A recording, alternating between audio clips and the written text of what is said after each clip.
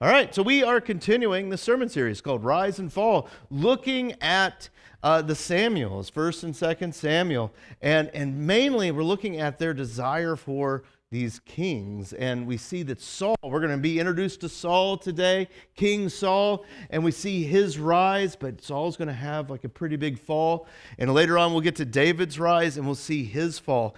And one of the things that we're doing with this is last fall, like there's a lot of fall words going on here. Last fall, we started doing this Bible study on Thursdays, and those videos, those recordings are on the Sunday page for this Sunday. So if you'd like to watch them, it's like 2 hours of content. I know, but they're pretty good.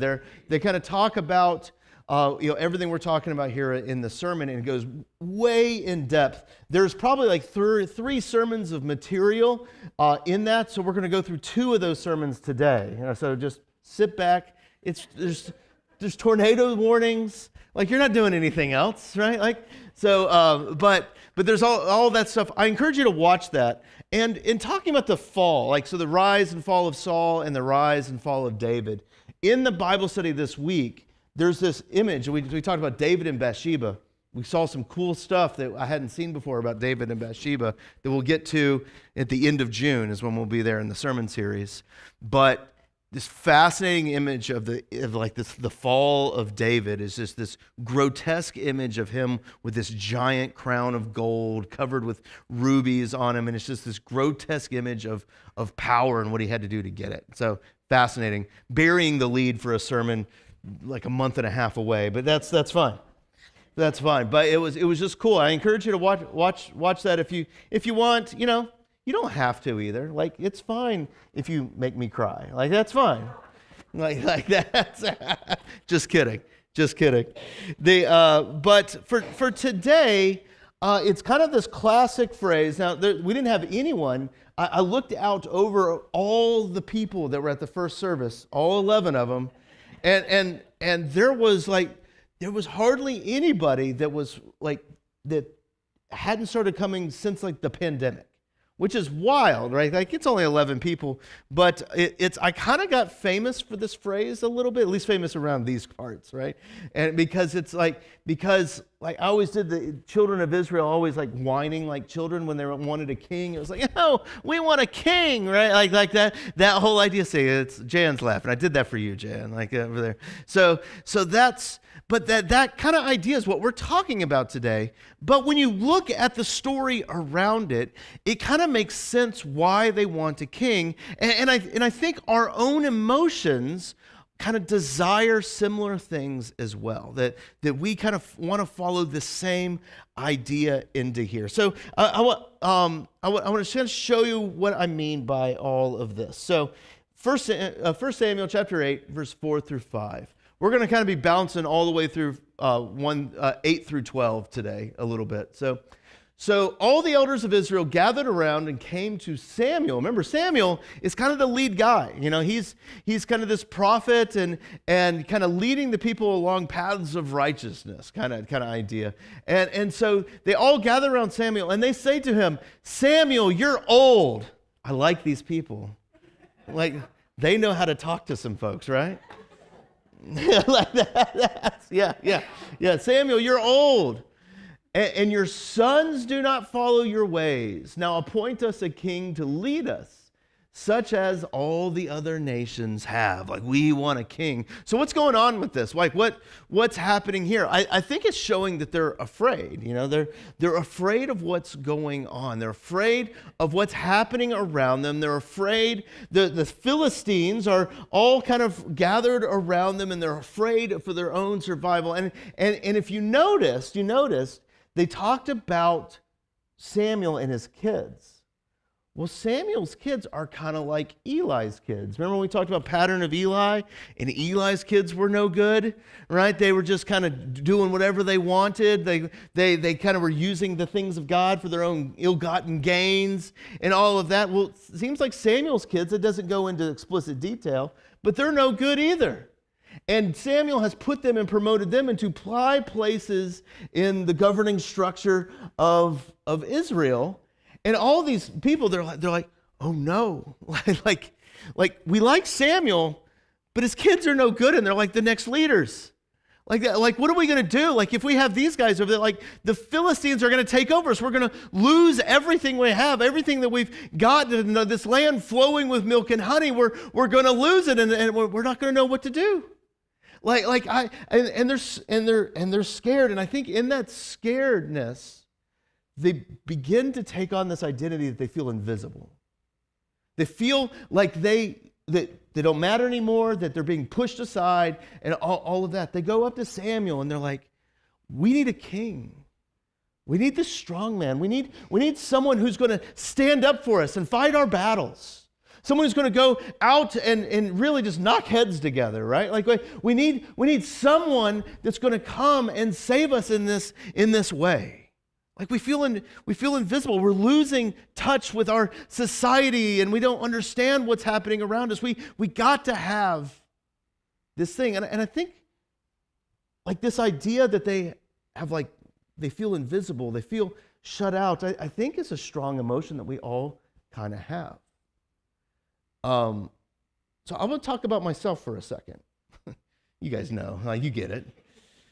But like there's part of like, and this is such a trite little story, but I think it kind of illustrates what I'm talking about. So I grew up in this district, the Florida Georgia district. I grew up in Atlanta, and so I grew up here, and I cut my teeth in ministry in this district. Like it's when the district president came to me after we graduated. Right now in the seminary, Call Day is about to happen. We just had the vicarages and all that stuff announced. Call Day is coming up, and Call Day is where we graduate and we find out the churches that we knew we were going to already. We find out that we're actually going to them when we receive our calls, type of thing. It's lots of pageantry, lots of everything like that. And the district president came up to me, Gerhard Michaels, for those of you who remember, he came up to me and he said, "Chris, I'm sorry, there just wasn't anything in the Florida Georgia district." I know, like that was my relationship with the district. They're apologizing to me. All right, like these things, like this is my relationship, right? And I ended up going to Arkansas. That was Greg Walton who actually said the apologies, and he's been the district president here since as long as I can. I've been a pastor, right? He came to the openings of our daycare there, and I can guarantee that every time I went to the district office, because you guys know, as soon as I'm in a room, I'm the loudest. I'm the quietest one in the room. Like I'm the quietest one in the room, and he would always come in to like wherever the meeting was. He's like, you can always tell when Escher's in the building. He's just being loud, like all that stuff. I can hear him from my office. Right? And so it just I've always had that. Well, we have a new district president now, the illustrious James Rocky. I have a feeling that if we were in line at Publix, he could look at me right in the eye. He wouldn't know who he was looking at, right? He doesn't know me. Now, I could do one thing. Like part of me is like, he should know who the great Chris Escher is, right? But he doesn't. Now, what am I to do about it? I could try to bend into like power, go up in there. It's like, listen, I'm a big deal. You need to listen to me. Like that. But what's that going to get me? I could try to use power and use the things of the congregation so that it can benefit me, right? That's no good either. Like the reality is, I should probably just come to work, and just do things here, like that. That's the reality. But let's be honest with ourselves. Do our lizard brains allow us to do that always? Like, no. Like, there's a lot of times when we feel invisible in things. We had some people in the first service right now, and we got some people in this one too, raising teenagers. Do you guys ever feel invisible raising teenagers? Like that? Is their chief complaint that they feel invisible in your house as well? Like I've heard many of you complain about it, and some of you have children that are older than me. That's not an indication of how old you are. It's just how things happen. And you're still like, I feel invisible around that, Like that's, I've talked about my workplace woes. about feeling invisible, but I think also, like some of you retire, you come down to Florida, you live in one of these big fancy HOAs, right? And then you're like, I really miss that office drama that I had while I was working. And you're like, I'm going to become an HOA president. And you get involved in everyone's drama then right after that. I think it's like, whew, that mailbox is dirty. I need to send a nice letter. A letter to them that they need to clean that up, right? Like that's like often when we feel invisible, and we can see that. We can see that like there's been a significant pattern throughout the world that people feel like they're being left behind, and they feel invisible. And you could see that happening with the children of Israel here. They're like, we don't trust your kids, Samuel. We don't know what's going on. We don't trust anything. We feel like we're lost. And so they're like, we want a king. We want a king just like every other nation. Heather, you don't feel invisible right now, do you? No, yeah. When the kid's crying from the other room, like that. That's and so this is interesting. And there's two ways that this passage here can be read, I think. It says, and the Lord told Samuel, all right, listen to all that the people are saying to you. And he says this, and it's not you that they're rejecting, but they have rejected me as their king. So the first way we could read this is kind of the theological way. The theological way that we read it and see that it's like, oh yeah, like God, like Israel's kind of set up like a theocracy kind of. And so like God is their king and they kind of follow after him. In fact, throughout this whole section of the book, and I encourage you to read this area of 1 Samuel, like 1 Samuel 8 through 12 kind of thing. I encourage you to read it. They talk about how God has rescued them from Egypt, taken them through the Red Sea. God has led them through the wilderness. They marched around Jericho, and God caused Jericho's walls to fall. How he's led them through the Judges. He's kind of retelling the story about how God has been with the people, and yet they're like, yeah, that was all great, God, but we're really worried today. Like, yeah, those were big things back then, but it's almost like they've forgotten who he is. And that's kind of how I was trained to look at this verse, and that is correct. But there's another way of reading this verse. Because how do you think Samuel felt? He's like hearing from all the elders, it's like, your kids are terrible, and we don't really trust you all that much anymore. We want a king. And look at the care that God brings to Samuel. Because how much was Samuel feeling invisible in this thing? And God coming to Samuel and saying, it's not you. It's me, is what he's saying there, but we won't get into that. It's not you that they've rejected. Like, and there's a little bit of care right there in the midst of all of that. He feels that they're going away from him. So, and what's beautiful about this story is that God still, even in the midst of their invisibility, even in the midst of rejecting him and wanting a king of their own, he still listens to them. And I love this verse. Oh, this verse here. And he says, now the day before Saul came, this is kind of, there's all these verses I could have chosen from, just trying to tell this story. This is like when Samuel is meeting Saul for the first time. And God says, I'm going to send this man to you tomorrow. He's from Benjamin, it's one of the small things, and I want you to anoint him, which means to make him God. It's not ordained, Vance. I was talking to Vance about the sermon yesterday, and I kept using the word ordained here because I'm a public speaker and I don't know how to speak in front of people. But it's anoint him ruler over my people Israel, and he will deliver them from the hands of the Philistines. Listen, God's listening to their needs and desires. He will deliver them from the Philistines.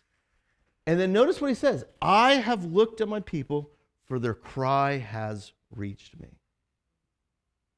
Like, even though these people feel, and they've forgotten that God has led them through Egypt, led them through the Red Sea, led them through the wilderness, through the times of the judges, through all that God has led them through that, even though they may have forgotten about all this, God still sees them and leads them.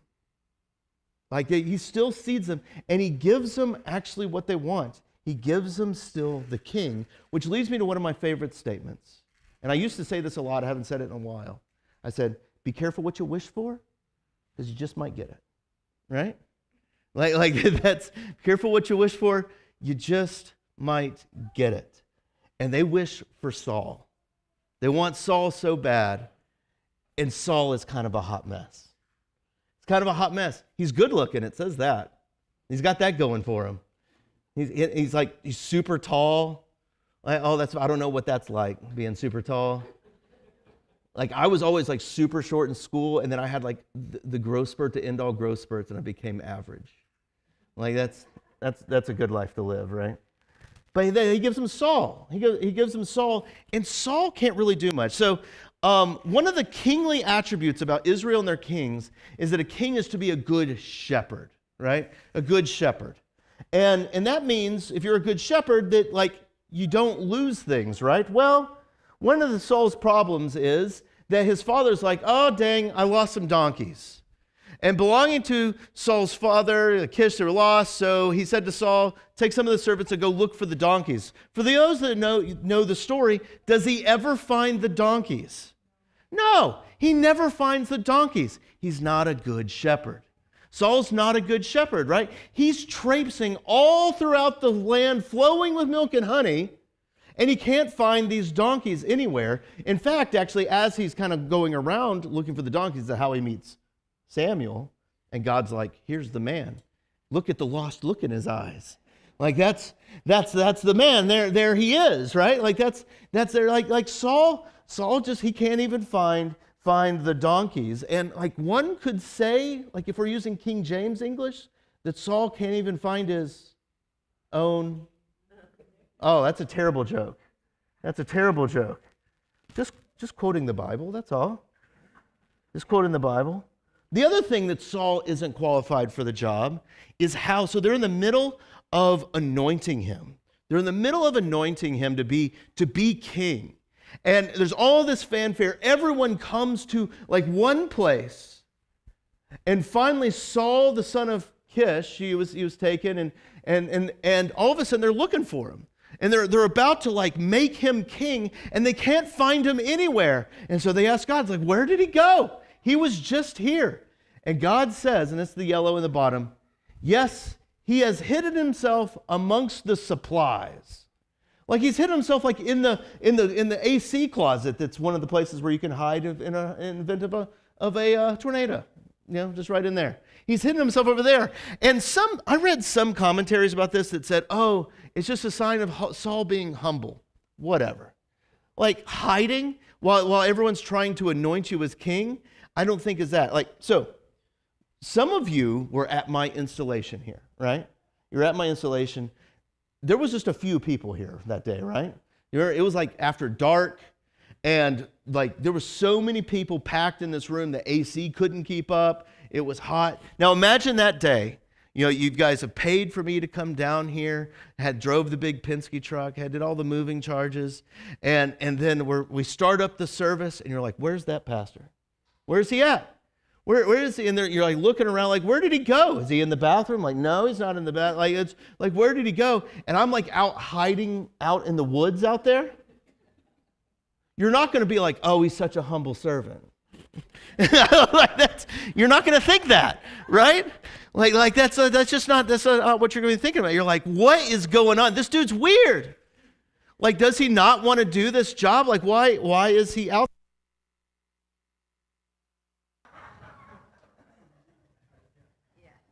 So